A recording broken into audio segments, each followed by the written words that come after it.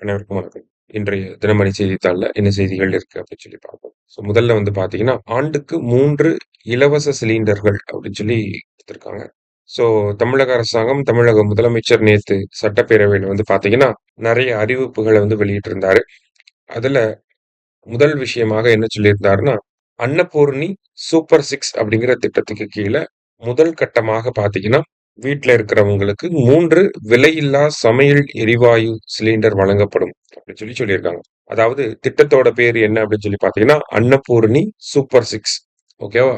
அந்த திட்டத்துக்கு கீழ ஐ ஐ மீன் அந்த கட்சிக்காரவங்க தேர்தல் அறிக்கையில பார்த்துருந்தீங்கன்னா, 6 சிலிண்டர்கள் வழங்குவோம் அப்படின்னு சொல்லியிருந்தாங்க. அந்த திட்டத்தினுடைய முதல் கட்டம் ஃபர்ஸ்ட் ஃபேஸ்ல பார்த்தீங்கன்னா, 3 சிலிண்டர்கள் இயர்லி வழங்கப்படும் அப்படின்னு சொல்லியிருக்காங்க. ஸோ அந்த 3 சிலிண்டருக்கான அமௌண்ட்ட நம்ம அக்கவுண்ட்ல போட்டுருவாங்க. நம்ம அத பேஸ் பண்ணி என்ன பண்ணிக்கலாம்? அந்த சிலிண்டர்ஸ நம்ம வாங்கிக்க முடியும். சரியா? இப்ப அந்த திட்டம் யாருக்கெல்லாம் ஆ கிடைக்கப் போகுது அப்படின்னு பார்த்தீங்கன்னா, ஆண்டு வருமானம் 2.5 லட்சத்துக்கு மிகாமல் உள்ள பொருளாதாரத்தில் பின்தங்கியுள்ள குடும்பத்தினர், குறு, சிறு விவசாய குடும்பத்தினர், மாற்றுத்திறனாளி குடும்பத்தினர். இந்த மாரி கிரைட்டீரியாஸ் அவங்களே ஃபிக்ஸ் பண்ணி தான் குடுத்துருக்காங்க. ஸோ நம்மளோட இயர்லி இன்கம், ஆனுவல் இன்கம் 2.5 லட்சத்துக்கும் குறைவாக இருந்துச்சு அப்படின்னா, என்ன பண்ணிக்கலாம்? அந்த சிலிண்டர் வாங்கிக்கலாம். சிறு விவசாயிகள், குறு விவசாயிகள் அப்படி குடுத்துருக்காங்க. குறு விவசாயிகள்னா, ஒரு 0 டூ 1 ஹெக்டேருக்குள்ள நிலம் வச்சிருக்கிறவங்க. சிறு விவசாயிகள் அப்படின்னா 1லிருந்து 2 ஹெக்டேர் வரைக்கும் நிலம் வச்சிருக்கிறவங்க. ஸோ இந்த மாரி 2 ஹெக்டேருக்குள்ள நிலம் வச்சிருக்கக்கூடிய விவசாயிகளுக்கு இது பொருந்தும். அதே மாரி மாற்றுத்திறனாளி குடும்பத்தினருக்கு இது பொருந்தும் அப்படிங்கிறத அரசாங்கம் தெளிவுபடுத்தியிருக்காங்க. அதுதான் இந்த அன்னபூரணி சூப்பர் 6 அப்படிங்கிற திட்டம். இந்த திட்டம் எப்ப நடைமுறைக்கு வரும் அப்படின்னு பார்த்தீங்கன்னா, வரக்கூடிய பொங்கல் அடுத்த ஜனவரி 2027ல இருந்து இந்த திட்டம் நடைமுறைக்கு வரும் அப்படிங்கிறத சொல்லியிருக்காங்க. பொங்கல்ல இருந்து வரும், நடைமுறைக்கு வரும் அப்படின்னு சொல்லியிருக்காங்க. அடுத்ததா பார்த்தீங்கன்னா, மகளிருக்கு புறநகர் பேருந்துகளிலும் கட்டணமில்லா பயணம் அப்படின்னு குடுத்திருக்காங்க. ஸோ வெற்றி பயணம் அப்படிங்கிற திட்டம் நேத்து அறிவிக்கப்பட்டிருக்கு. அந்த திட்டத்துக்கு கீழ பார்த்தீங்கன்னா, புறநகர் பேருந்துகள், விரைவு பேருந்துகள் எக்ஸ்பிரஸ் பஸ்ஸஸ்ன்னு சொல்றோம்ல அது. அடுத்தது எல்எஸ்எஸ் அப்படின்னு குடுத்திருக்காங்க. அதாவது எல்எஸ்எஸ் அப்படின்னா லிமிட்டட் ஸ்டாப் அப்படின்னு சொல்லுவாங்க. லிமிட்டட் ஸ்டாப் சர்வீஸ் அப்படின்னு சொல்லுவாங்க. ஸோ இந்த மாதிரியான பேருந்துகள் இங்க எல்லாம் பார்த்தீங்கன்னா, அது போக டீலக்ஸ் பேருந்துகளும் உண்டு. ஓகேவா? இந்த மாதிரியான பேருந்துகள்ல இனிமேல் பெண்களுக்கு கட்டணம் இல்லாமல் பயணம் செய்யலாம் அப்படிங்கிறத சொல்லியிருக்காங்க. வெற்றி பயணம் அப்படிங்கிற திட்டத்துக்கு கீழ. ஸோ இந்த திட்டம் எப்ப நடைமுறைக்கு வரப்போகுது அப்படின்னு பார்த்தீங்கன்னா, அக்டோபர் 2 காந்தி ஜெயந்தி இருக்கு இல்லையா? அந்த தினம் அன்று இந்த திட்டம் நடைமுறைக்கு வரும் அப்படிங்கிறத சொல்லியிருக்காங்க. அப்ப என்னென்ன பேருந்துகள்னா, புறநகர் பேருந்துகள், விரைவு பேருந்துகள், டீலக்ஸ் பேருந்துகள், அடுத்தது எல்எஸ்எஸ். இந்த 4 விதமான பேருந்துகள்லயும் இனிமேல் என்ன பண்ணிக்கலாம்? பெண்கள் இலவசமாக பயணம் செஞ்சுக்கலாம் அப்படின்னு குடுத்திருக்காங்க. அந்த திட்டத்துல 3ஆம் பாலினத்தவரும் ஃப்ரீயா பயணம் செஞ்சுக்கலாம் அப்படிங்கிறதை இங்க குடுத்திருக்காங்க. சரியா? ஸோ அதான் 2 அறிவிப்புகள். 3வது அறிவிப்பு பார்த்தீங்கன்னா, பரந்தூர் விமான நிலைய திட்டம் அப்படிங்கிறது ரத்து செய்யப்படும்னு முதலமைச்சர் சொல்லியிருக்காரு. ஸோ இதுக்கு மிக்ஸ்டு ரெஸ்பான்ஸ் அப்படிங்கிறது இருக்கு. அத ரத்து பண்ண போறோம் அப்படிங்கிறத சொல்லிட்டு, சென்னை ஏர்போர்ட் ஆல்ரெடி மீனம்பாக்கத்துல இருக்கக்கூடிய சென்னை ஏர்போர்ட்ல 5த் டெர்மினல் அப்படிங்கிறத கொண்டு வருவோம் அப்படிங்கிறத சொல்லியிருக்காங்க. ஸோ இதெல்லாம் தான் நேத்து விதி எண் 110க்கு கீழ முதலமைச்சர் நேத்து குடுத்த அறிவிப்புகளாக இருந்துச்சு. அடுத்தது பார்த்தீங்கன்னா, இன்றைய திருக்குறள். திருக்குறள்ல என்ன குடுத்திருக்காங்க அப்படின்னா, "அறிவினுள் எல்லாம் தலையென்ப தீய செறுவார்க்கும் செய்யாவிடல்" அப்படின்னு குடுத்திருக்காங்க.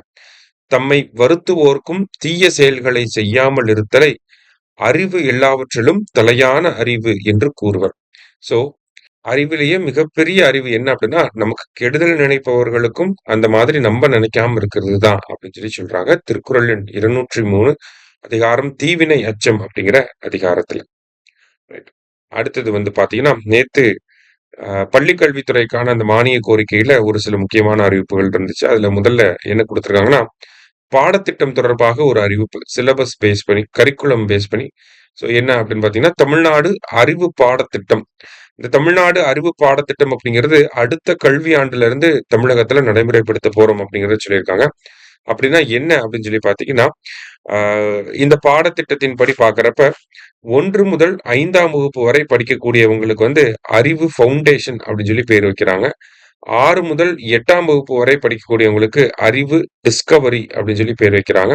9லேருந்து +2 வரைக்கும் படிக்கக்கூடியவங்களுக்கு வந்து பார்த்தீங்கன்னா, அறிவு எட்ஜ் அப்படின்னு சொல்லி பேர் வைக்கிறாங்க.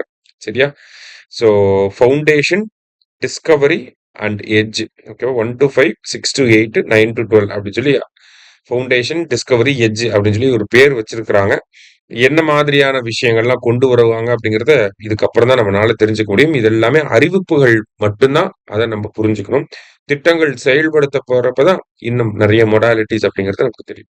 ரைட். இப்ப என்ன சொல்றாங்க அப்படின்னு பார்த்தீங்கன்னா, வளர்ச்சி கட்டமைப்பு அடிப்படையாகக் கொண்டு இந்த மாரி கொண்டு வரப்போறோம்.